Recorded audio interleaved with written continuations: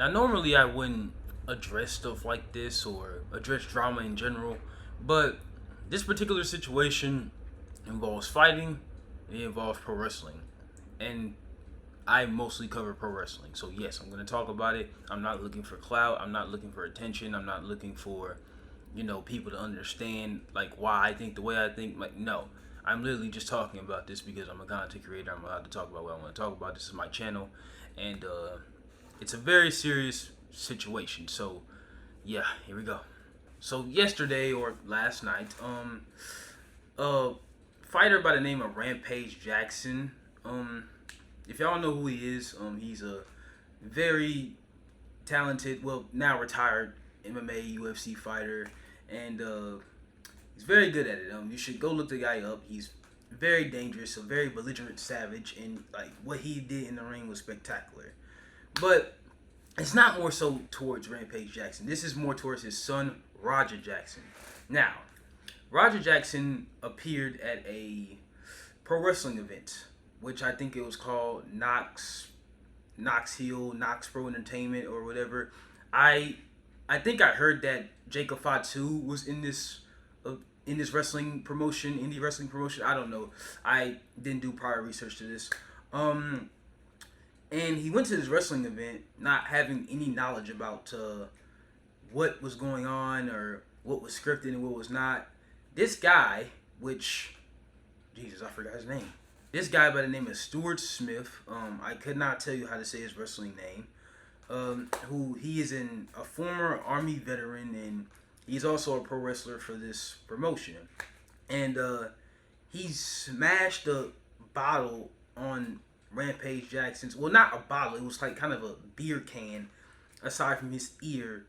And, like Roger Jackson, he didn't react the way the dude expected him to react because he didn't know if Roger was a pro wrestler. He didn't know anything. And he was like asking Roger, "Are you gonna sell it? Are you gonna sell it?" And then he was like, "Nah, nigga, like what's good? What's good?" And then like Roger just kept like he was confused of what was going on, and so like he was kind of just getting ready to like pump his chest, kind of act all tough and getting ready to fight and stuff like that. I also want to remind y'all that this Roger Jackson dude is 0-1 in like professional fights, but that's besides the point. Yeah, the situation just was a big misunderstanding. It was a completely resolvable situation, which is why the dude had apologized for the situation. The pro wrestler, apologized for the situation. Take a look. I appreciate it. I didn't know. I thought you were first. Camera. I get it. We're gonna work it out. Well, he's gonna come out on your mat, too. I know you keep thinking, well. Now, as you can see, a clear misunderstanding was resolved, and it didn't need to go any deeper than what it needed to be. Roger is not a pro wrestler. The guy Stewart is, and they both were discombobulated with the whole thing. But anyways, here's the savage part. A few hours go by, and Raja is just like still kind of heated about it, and he's still kind of talking about it on his stream. And there's a certain person who told him that he could get back, but he didn't tell him that like go in there and fucking destroy the guy or attempt to kill the guy. He literally said that you can get your get back, and apparently he took that to a whole nother level, because I want to remind you, this is a premeditated attack. This is not something that was in a moment. It wasn't an instant reaction. It wasn't something that was that it just happened. Like, no, like he literally planned this all day. Like, this is what all he was thinking about.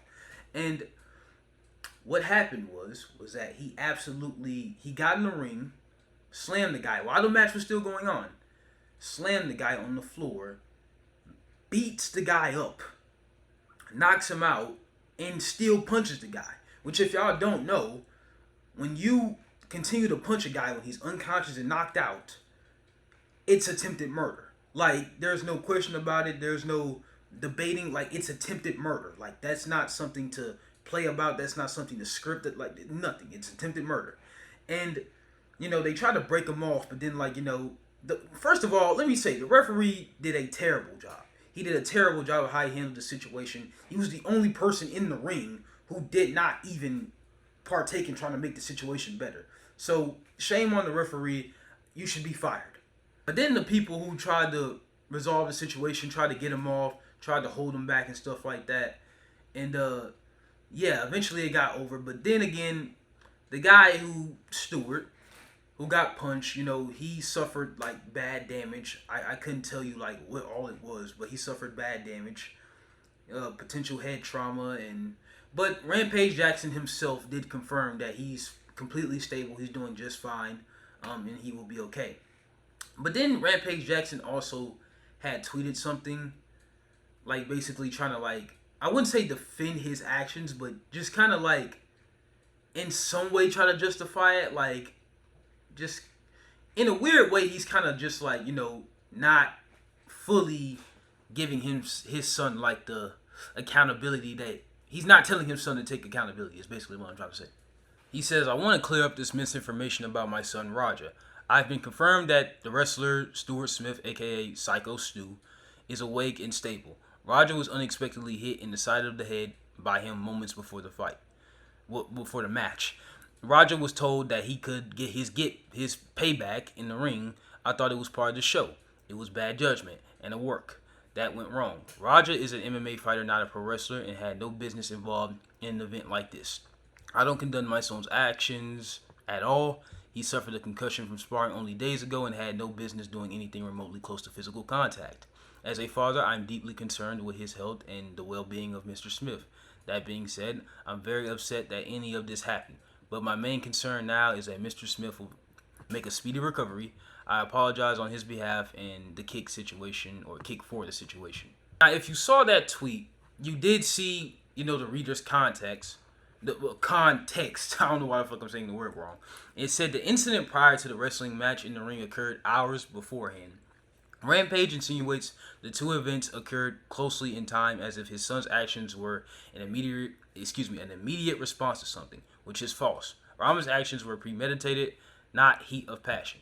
And this is completely true. Like I stated before, this was premeditated. This is not something that was, it just happened and he did that. No, it was premeditated. It was planned. And he literally was thinking about that all day, even after the dude had apologized for what he did. I want to make this clear. I am not defending this kid in any way, shape, or form. That act of barbarism is not something that I will ever defend. Especially just punching a guy while he's unconscious. That is the lowest of the low of the low. I don't, endorse that type of behavior.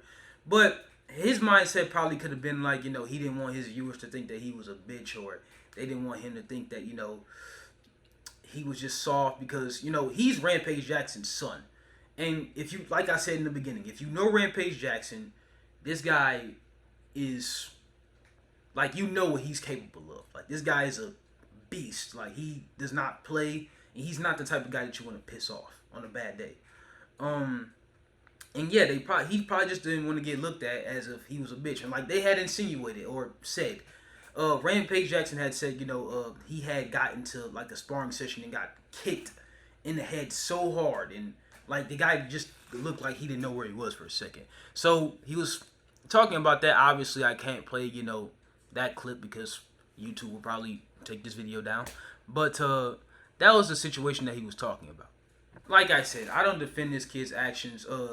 This situation could have been resolved in a multitude of different ways. I think that the people who, got in there and told him that he could get his payback, it was just, it's definitely bad judgment. And it was a bad idea to tell a guy who's not aware of how pro wrestling works and has no business in a pro wrestling ring anyway to do that. Especially in the case where, he's already pissed off and he's telling his viewers that he probably telling his viewers 50 subs and now, I'll rock his shit. No, bro. That's such bad judgment. That's a bad idea. I don't know why anybody would defend. Why would you give him that idea? That's what I'm really stuck on.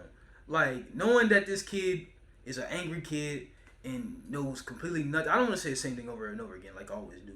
But even then, like, just why? Like, I want to remind y'all that he is 25 years old.